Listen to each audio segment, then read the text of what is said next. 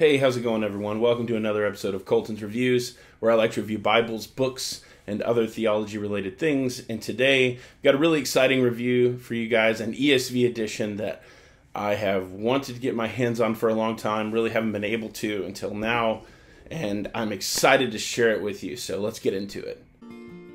I fix my eyes on Christ. I fix my eyes. Quickly before we start the review, I want to say sort of my inspiration for wanting an ESV in this edition in general, or desiring it and just thinking it's a great option, actually goes back to this Bible right here, which is not an ESV. This is the New King James single column reference, and I adore this Bible. I love the hand size but kind of chunky form factor. I do love the layout as a whole, that single column paragraph format with references on the sides, and it has the red accents. The ESV that we're going to look at today is quite a bit different as far as the accents and references go, but as far as the size, single column, layout, all that stuff, I'm really excited about this edition. I think it's beautiful, and that, of course, is the Heritage Edition. This is the Wellington leather. So let's take a little closer look at it now. All right, guys, let's take a look at it here. Here's the box, and these editions come in these beautiful boxes from Crossway. You can see there, ESV, Heirloom Bible, Heritage Edition, Wellington leather brown. And inside the box, it all comes with this pledge from Crossway, which is really nice, and it's sort of just a lifetime guarantee of sorts. It also comes wrapped in this material, which is really nice. And I don't know, I think the back has some additional information. Yeah, so some of the features. 9.25 type, which is awesome. Black letter text, high quality Bible paper, single column format, simple straightforward layout with generous margins, which is what I love about it. Full color maps, 4 ribbon markers, footnotes, line matching, Smyth's own binding, and a lifetime guarantee.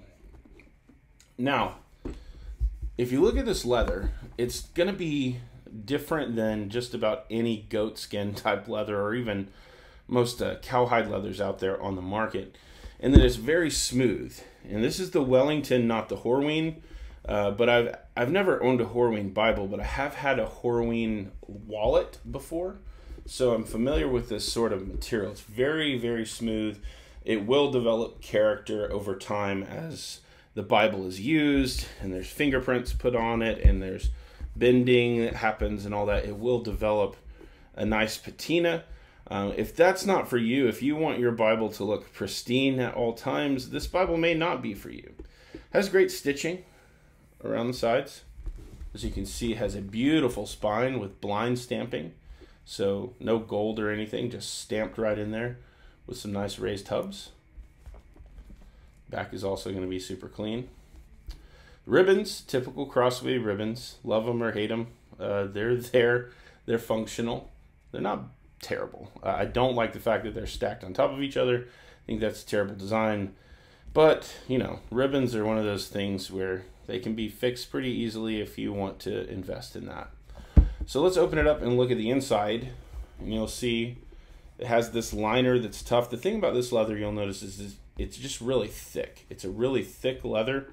It's not going to just fall apart like some goat skins, and I mean fall apart in a good way. Like, it's not super floppy.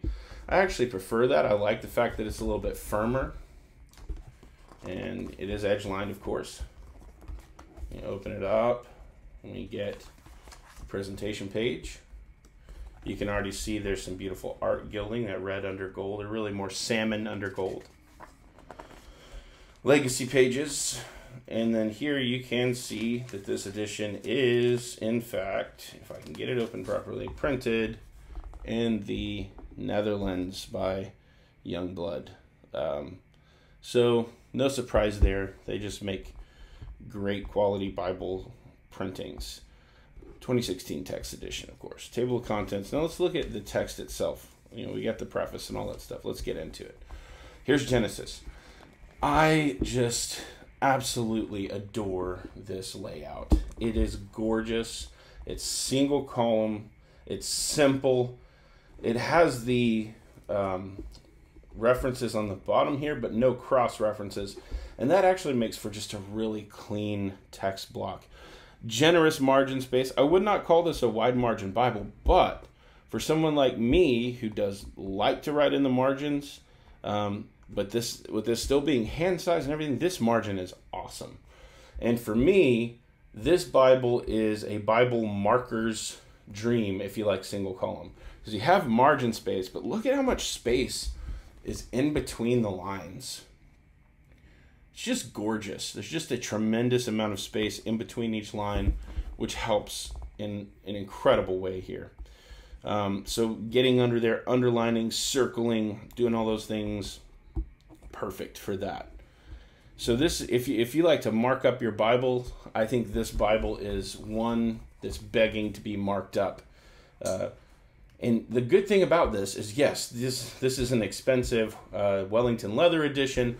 There's goatskin editions, but there's also now True Tone, more affordable editions that have been released with the same text block. So there's one for everybody in here, and as far as affordability and what's in your budget and all that, if you're interested in this Bible. Let's go to the poetic setting. Sorry, poetry. Let's look at Psalms if I can find it. There we go. Look how beautiful that is.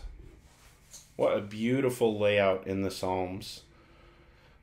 That poetic setting, single column, is just hard to beat, guys. It just looks gorgeous. I really, really enjoy the way that looks. It makes reading the Psalms just very pleasurable.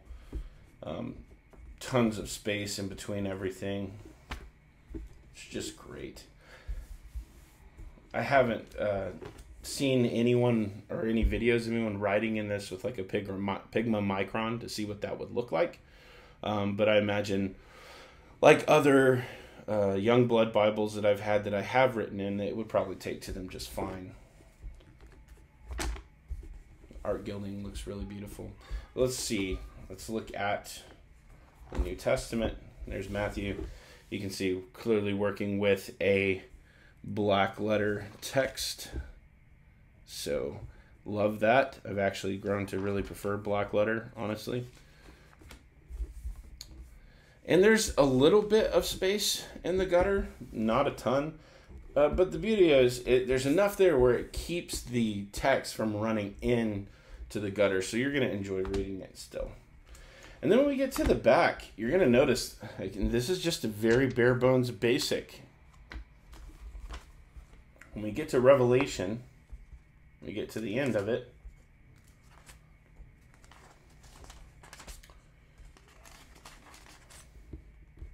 We've got table of weights and measures, some blank paper, and maps. And then some more blank paper in the back. And that is it. Very simple, but I love it. And then you can see the liner on the other side.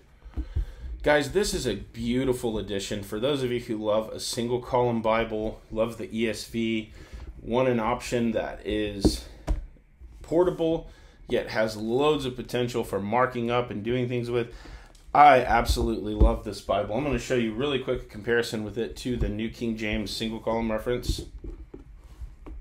And you can see it's actually appears to my eye to be a little bit thinner than the NKJV, but they're very similar. It's what I love about the NKJV, I love about this one, and that's the size and the portability aspect of it and the single column nature of it. I just think it's beautiful. Really love this edition in the ESV. I'm going to have it linked below in various different options for you to purchase if you're interested in this Bible. Guys, thank you so much for watching this video, checking it out, and I'll catch you in the next one.